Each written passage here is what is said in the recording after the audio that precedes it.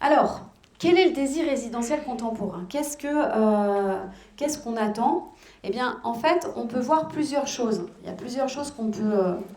je sais pas. Voilà.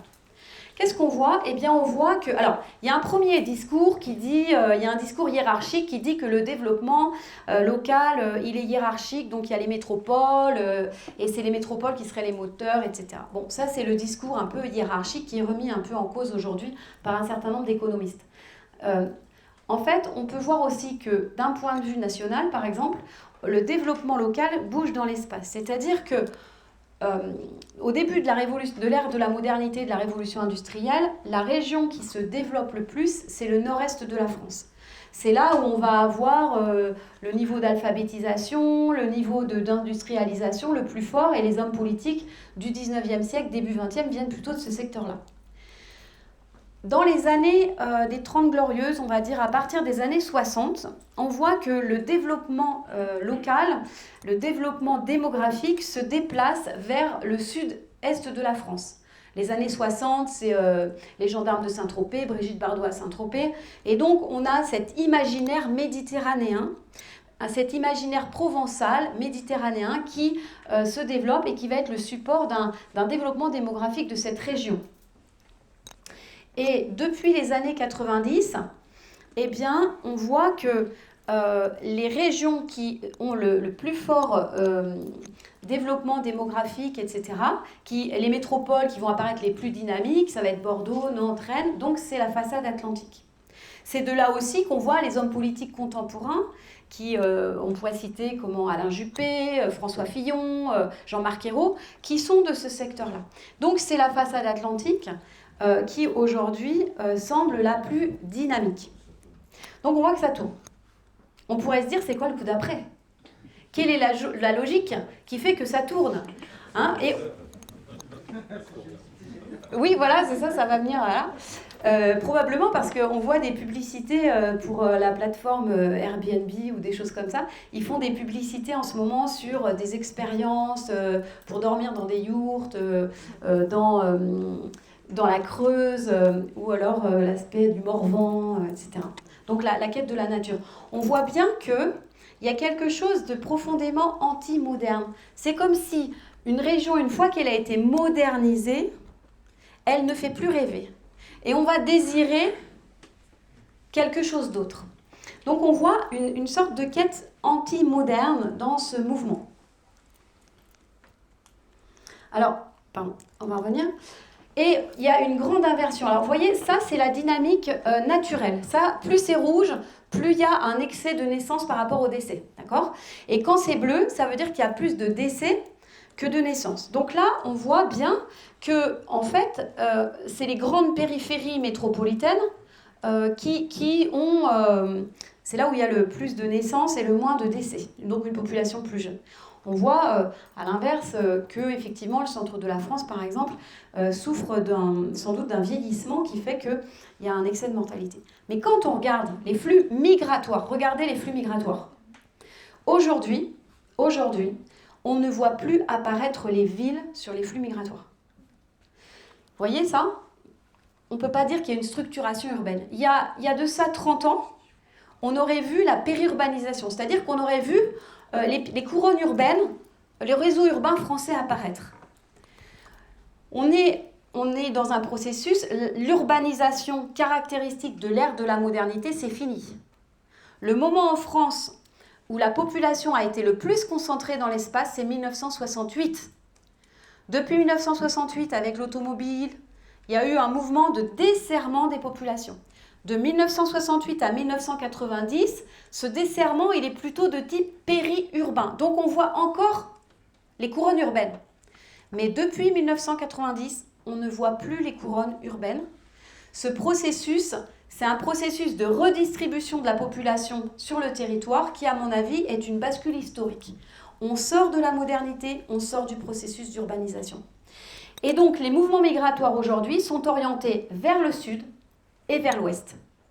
On pourrait dire que ce qui est répulsif, c'est le quart nord-est de la France, et vous l'aurez compris, c'est le quart le plus anciennement industrialisé, le plus anciennement modernisé. Donc, on a une inversion complète du désir résidentiel. Je vais vous prendre un exemple. Donc, moi, je suis de la région nantaise, donc, qui est là. Et puis, au sud, là, il y a la Vendée, qui est une terre très paysanne.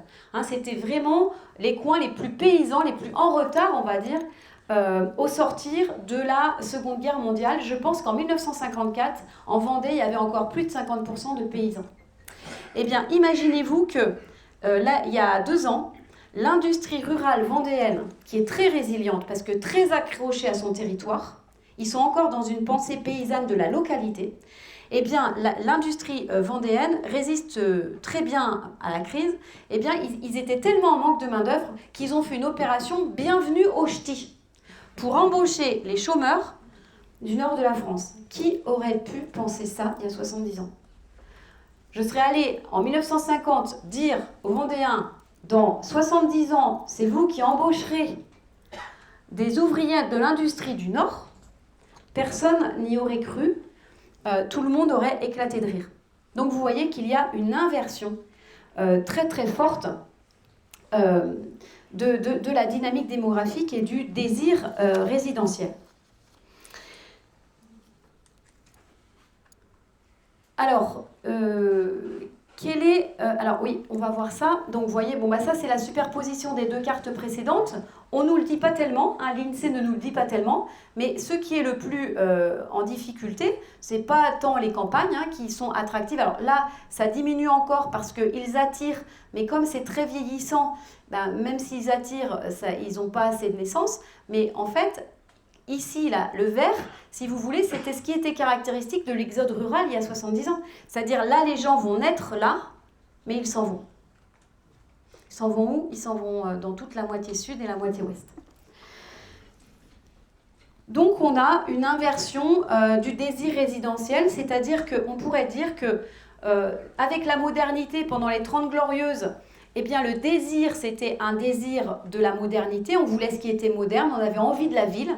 Vous connaissez tous la chanson de Jean Ferrat, hein, le Formica et le ciné. Eh bien aujourd'hui on a une inversion de ce désir résidentiel où il semblerait qu'on ait un désir de campagne.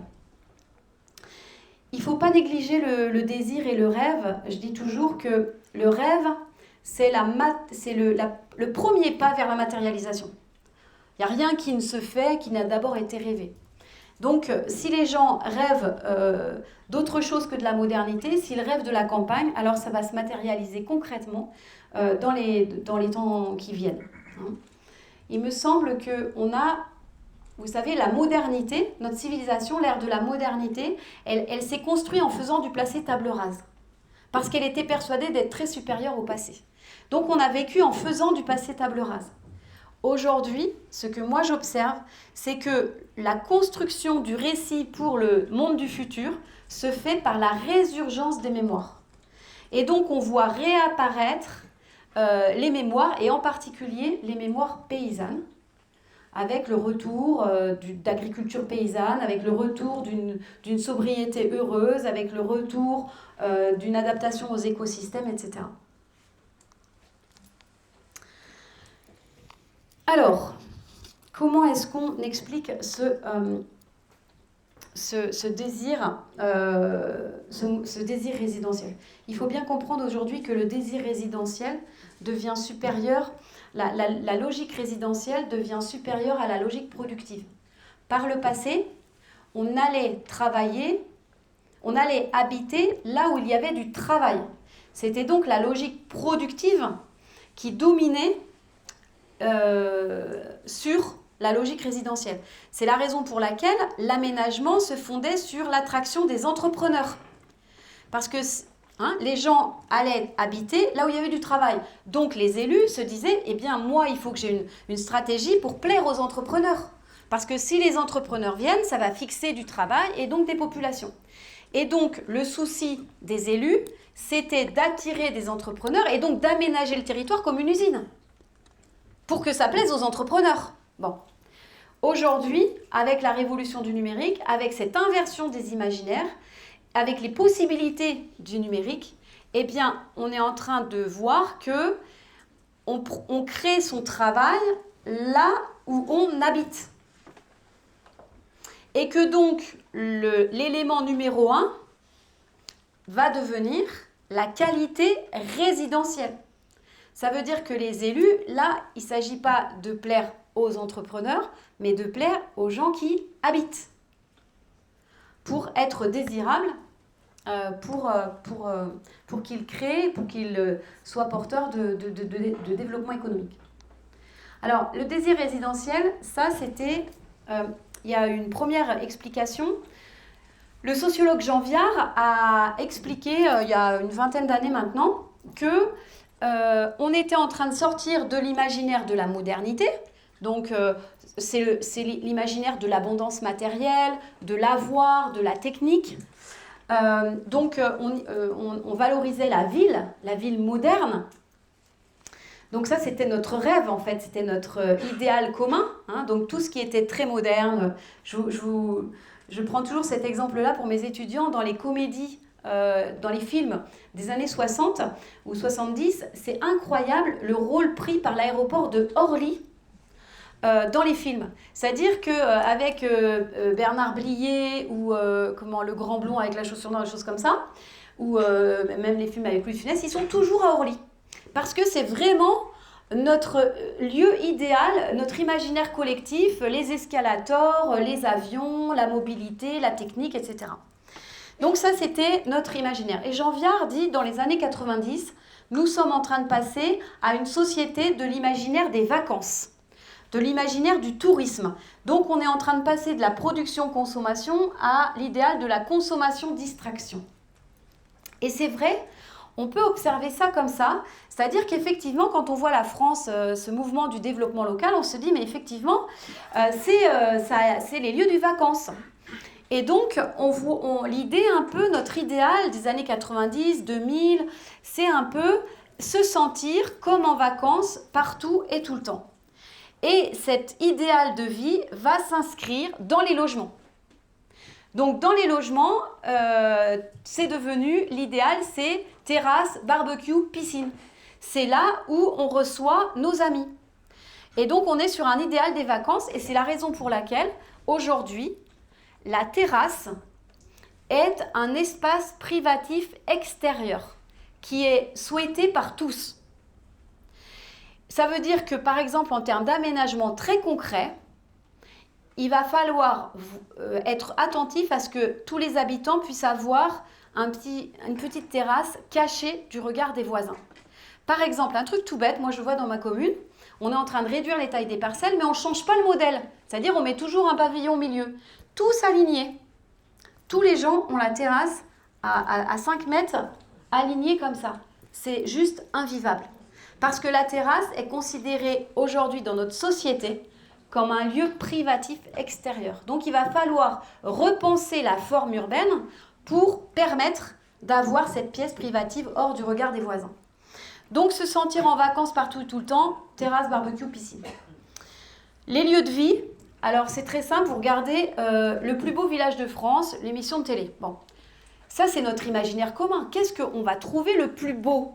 C'est très simple, hein. C'est un village de l'ère paysanne, je dirais même c'est presque un village du Moyen-Âge.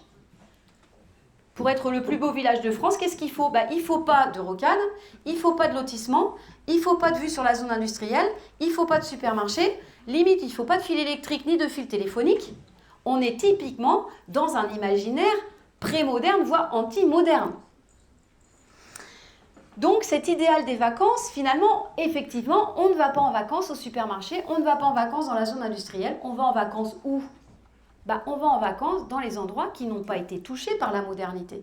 Donc on va en vacances dans les coins, alors ça peut être le bord de mer, mais ça va être de nature, mais ça peut être aussi des campagnes qui sont restées dans leur jus paysan, avec une qualité architecturale, etc. Ça, on le voit aussi dans le monde du travail. Hein, les années 90, c'est le Friday wear, donc on quitte le costume cravate. Et puis aujourd'hui, vous le voyez, on va installer des barbecues, des parasols, on va enlever le bureau meuble pour faire quelque chose de plus ludique. On voit que les lieux du travail aussi sont en train de changer. On a envie au travail se sentir presque comme en vacances. Donc déclinaison opérationnelle sur le terrain, ça veut dire que les zones industrielles localisées à 1,5 km du centre-bourg, morne plaine ou morne plateau venteux, loin de tout, ça ne fait pas rêver parce que ça ne fait pas vacances. Effectivement, on pourrait dire que les jeunes générations pourraient avoir envie de travailler dans un endroit de bord de rivière.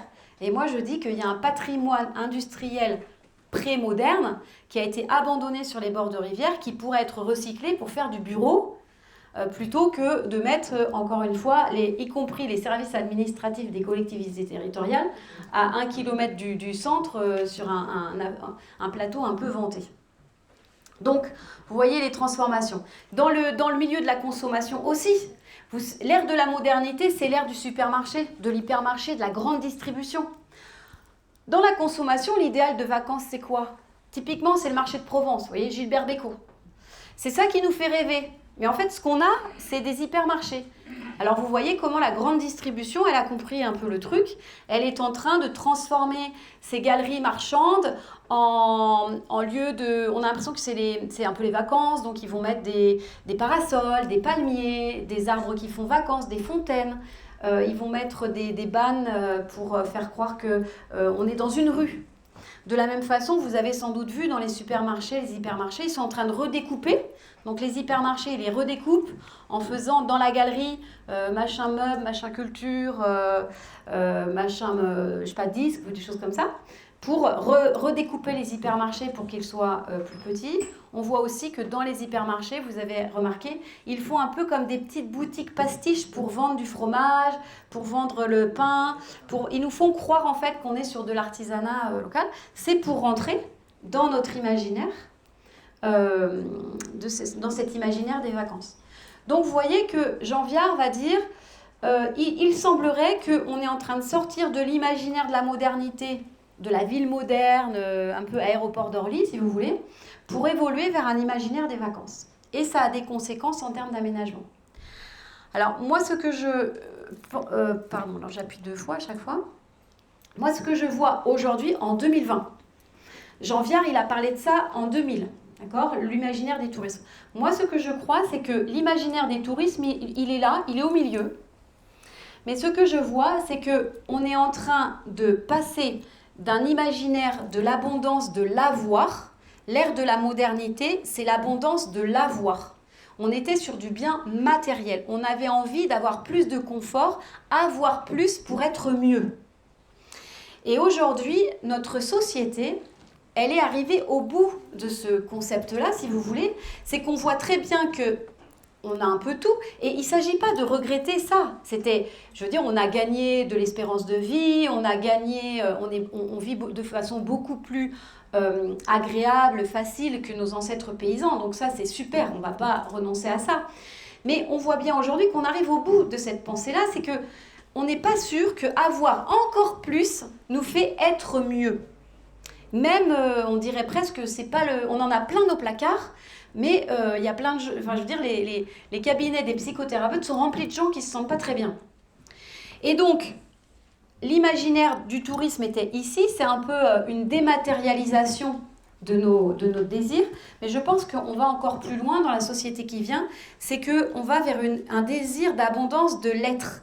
C'est-à-dire que, qu'est-ce qu'il y a de plus important encore que de se sentir bien matériellement d'un point de vue du confort et tout ça. Qu'est-ce qu'il y a de mieux que ça? Eh bien, c'est se sentir vivant, c'est-à-dire de se sentir être, exister, être en vie.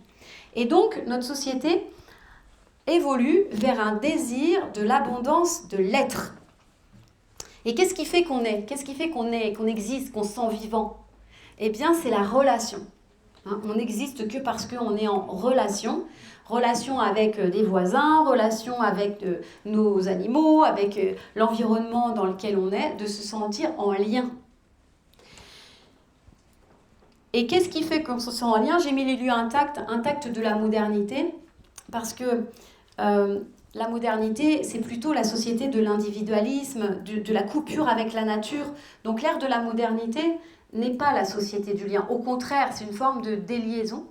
Et donc les lieux intacts, les lieux où on se sent le plus en relation avec la nature, le plus en relation avec les voisins, c'est pratiquement les lieux qui sont le plus intouchés par la modernité. Donc, qu'est-ce qui n'a pas été touché par la modernité? C'est presque les territoires qui sont restés le plus dans leur jus paysan, voire sauvage.